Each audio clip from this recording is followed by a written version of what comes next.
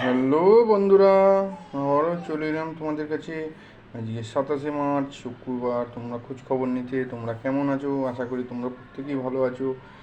আমি আজকে কি কি বাজার করলাম তোমাদেরকে দেখাবো, দেখতে থাকো।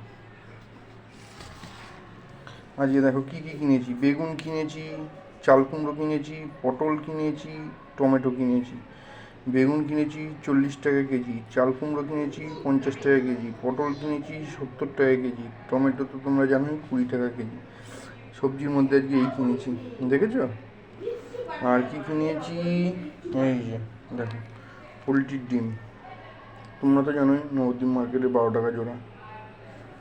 সবজি, পোলট্রির ডিম। আর কি কিনেছি, এই দেখো, অল্পের ওপরে 500 গ্রাম আর কাটা নিয়েছি। দেখেছো বন্ধুরা, এই দিয়ে দিয়ে হবে। 1000 টাকা করে দাম নিয়েছে। খুব ভালো আর মাছটা আজকে। এই হচ্ছে আজকের বাজার। কেমন হয়েছে দেখো। তাহলে কিনলাম হচ্ছে বেগুন, পটল, টমেটো, চাল কুমড়ো, পোলট্রির ডিম আর মাছ। এই দিয়ে আজকে হবে। দেখেছো বন্ধুরা, আজকে রামনবমী। তোমরা কেমন আছো জানিও। বাজারটা কেমন হলো জানিও।